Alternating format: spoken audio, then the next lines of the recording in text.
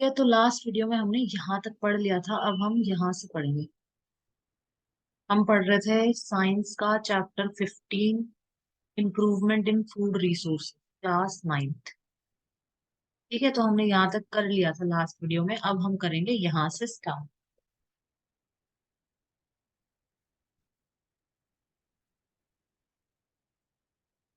Disease in plants are caused by pathogens such as bacteria. Plants के अंदर जो disease है वो किसके द्वारा पैदा की जाती है? पैथोजेंस होते हैं, जैसे कि बैक्टीरिया, फंगी, वायरस। ठीक है, इनके थ्रू प्लांट में डिजीज कॉज की जाती है, मतलब उत्पन्न की जाती है, पैदा की जाती है। ठीक है, ये टिक कर लेना। These pathogens can be present in and transmitted through the soil, water and air. तो ये जो पैथोजेंस है ये प्रेजेंट हो सकते हैं कहाँ पे?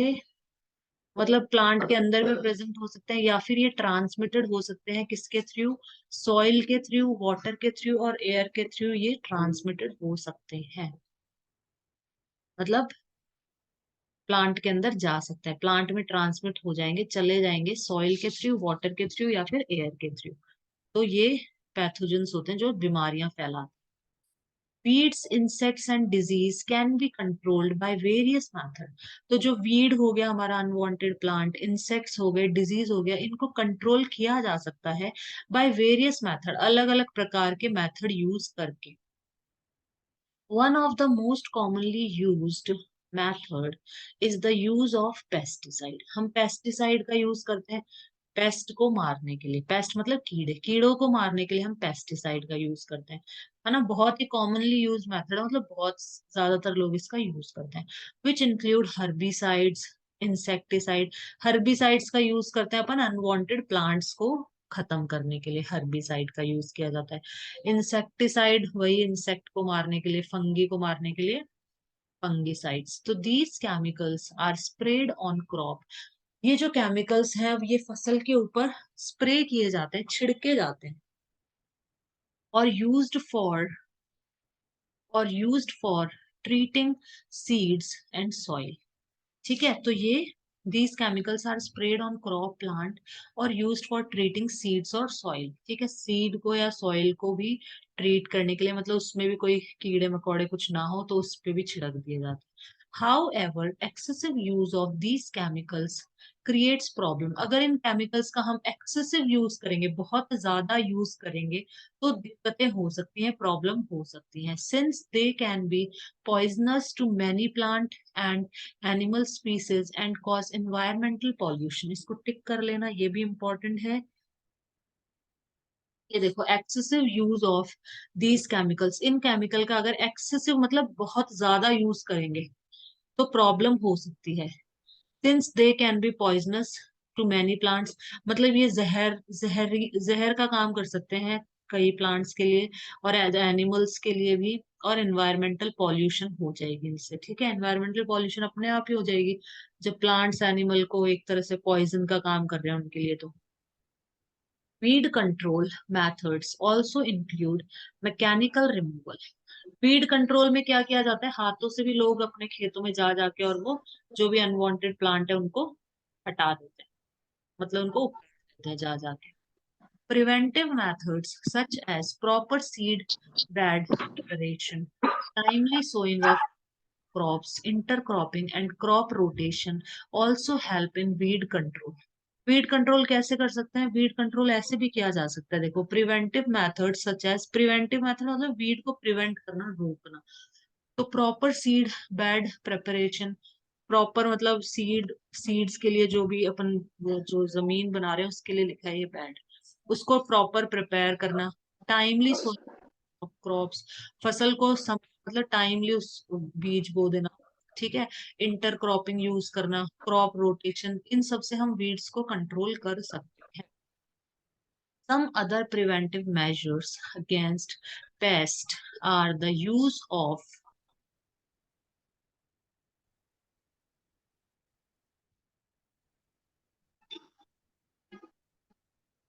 यहाँ तक करेंगे, बस यहाँ तक आज। ठीक है,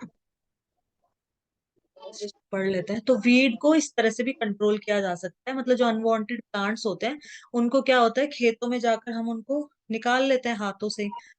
और इंटर क्रॉपिंग कर ले, मतलब अलग अलग फसल लगा दे, या क्रॉप रोटेशन, मतलब पहले एक फसल लगाई, फिर दूसरी अब फसल लगा दी।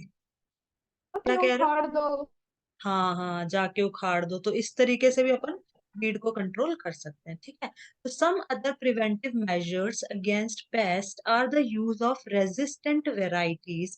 मतलब और एक प्रिवेंटिव मेजर एक और है, इस तरह की वेराइटीज हम यूज करें, मतलब इस तरह की हम फसल लगाएं जिसमें कीड़े लगना, मतलब बहुत ही कम चांसेस हो कीड़े लगने की। कुछ फसलें होती है ना जो कीड़े बहुत ज्यादा, जो कीड़ों को बहुत पसंद होती है, तो उस फसल पे लग जाते हैं। तो हम इस तरह की, तो रेजिस्टेंट वैरायटी का हम यूज करें, जो मतलब कीड़ों को रेजिस्ट करे, कीड़े लगे ही नहीं जिस फसल पे। एंड समर प्लगिंग, और गर्मियों के अंदर मतलब जो खेती है वो करें। In which field are plugged deep in summers to destroy weeds and pest. Plugging से भी जो ये वीड है ये डिस्ट्रॉय हो जाती हैं, तो मतलब हल चलाने से।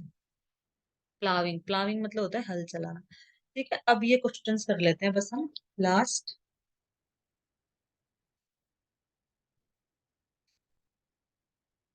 तो इसने क्या बोला है, which of the following conditions will give the most benefits and why.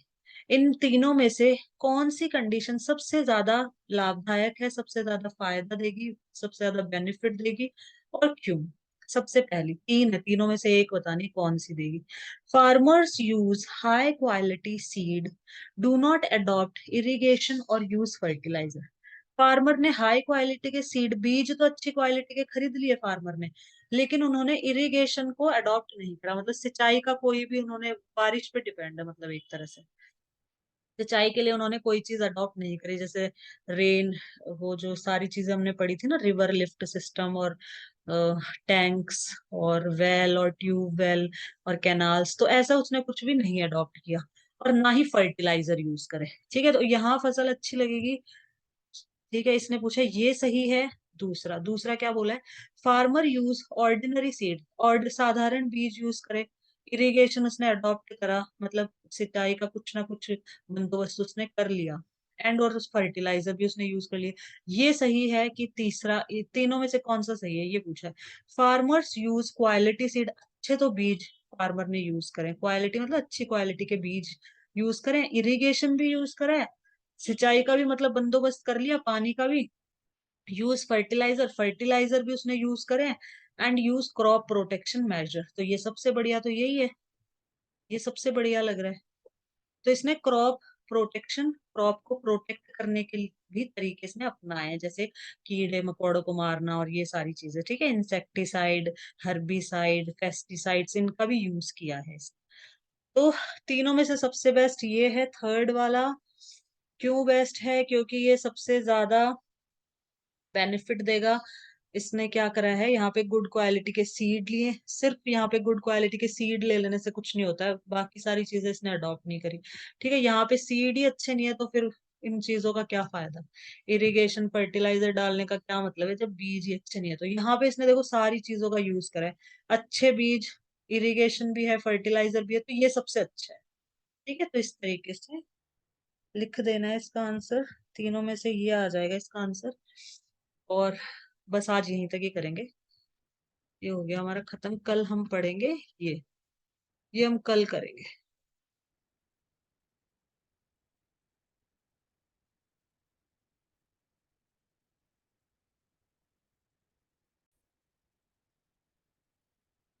Hey guys, अगर आपको वीडियो हेल्पफुल लगा हो तो प्लीज वीडियो को लाइक, शेयर और चैनल को सब्सक्राइब कीजिएगा। और कुछ भी डाउट हो तो आप कमेंट बॉक्स में मुझे जरूर लिख के बताइएगा, मैं उसका रिप्लाई करूंगी।